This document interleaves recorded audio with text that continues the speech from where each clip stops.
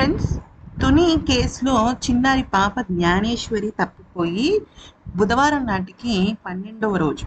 అంటే దాదాపుగా ఇంకొక రోజు తక్కువ 2 వారాలు అనుకోవచ్చు మనం. ఎందుకనంటే అసలు పాపకి సంబంధించిన ఎక్కడ కూడా క్లూస్ దొరకటం లేదు. అసలు ఏం జరుగుతుందో అర్థం కావటం లేదు. పోలీసులు ఎక్కడ వెతకాలో కూడా తెలియటం లేదు. ఎందుకనంటే హైవేలను పరిశీలించారు, అలాగే అక్కడున్న సీసీటీవీ ఫుటేజ్ని పరిశీలించారు, అన్నీ పరిశీలించారు. కాకపోతే అక్కడ చుట్టుపక్కల ఉన్న వాళ్ళు ఏం చెప్తున్నారంటే క్షుద్ర పూజలు జరగచ్చు, లేదంటే వేరే ఇంకేదైనా కూడా జరగచ్చేమో పాప విషయంలో అనుకుంటున్నారు.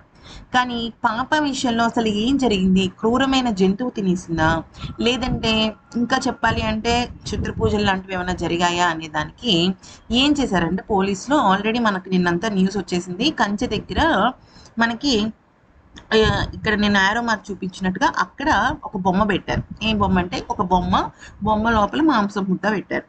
అది పక్కన పెట్టేస్తే అసలు ఎందుకని అలా పెట్టారు అంటే క్రూరమైన జంతువులు మెయిన్లీ ఎలా వస్తాయంటే ఆ ఒక్క మాంసం వాసనకి వస్తాయి. అంతేకాకుండా క్షుద్ర పూజలు చేసే వాళ్ళు కూడా ఒక రకంగా చెప్పాలి అంటే ఆ బొమ్మలతోనే ఎక్కువగా చేస్తూ ఉంటారు అనమాట.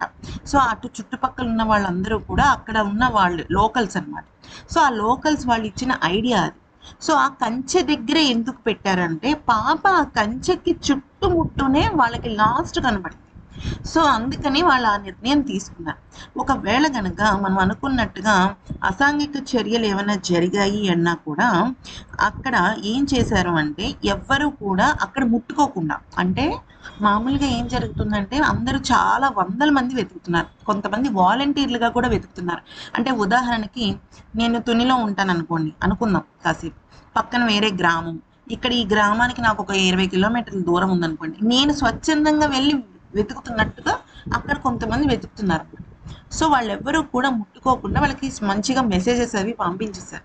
సో ఎవరైనా ఒక థర్డ్ పర్సన్ వచ్చి అక్కడ ఆ ముట్టుకున్నారనుకోండి, ఆ వేలి ముద్రలు ఖచ్చితంగా మనకి తెలుస్తాయి అని చెప్పేసి అక్కడ ఆ రకంగా వాళ్ళు ప్లాన్ చేయడం అయితే జరిగింది. సో మొత్తానికైతే మాత్రం ఇది ఫ్రెండ్స్ జరిగింది.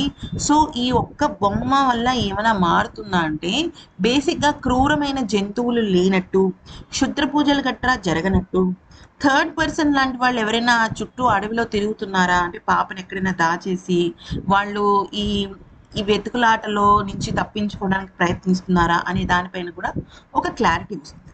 అందుకని ఈ రకమైన బొమ్మలు పెట్టారనమాట. ఇది కంచె దగ్గర పెట్టడానికి కారణం ఇందాక మనం చెప్పుకున్నట్టుగా పాప అక్కడ కనిపించింది.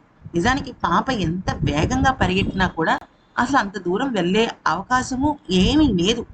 సరే చిన్నగా కింద మీద పడుతూ వెళ్ళింది అనుకుందాం కాసేపు, వెళ్ళినా కూడా అక్కడి నుంచి ఎవరు మాయం చేశారు? అక్కడే ఎక్కడో కాళ్ళు నొప్పొచ్చో లేకపోతే ఏదైనా కింద పడో పైన పడో అక్కడే ఉండాలి. సో అక్కడే ఏదో తేడా జరిగింది.